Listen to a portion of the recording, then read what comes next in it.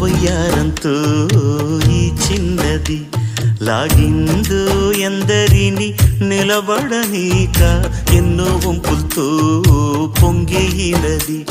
తనే మదిని ముంచిందో ఎవరికి ఎరుక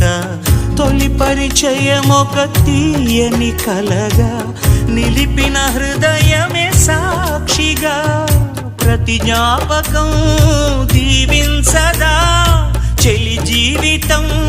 వెలిగించగా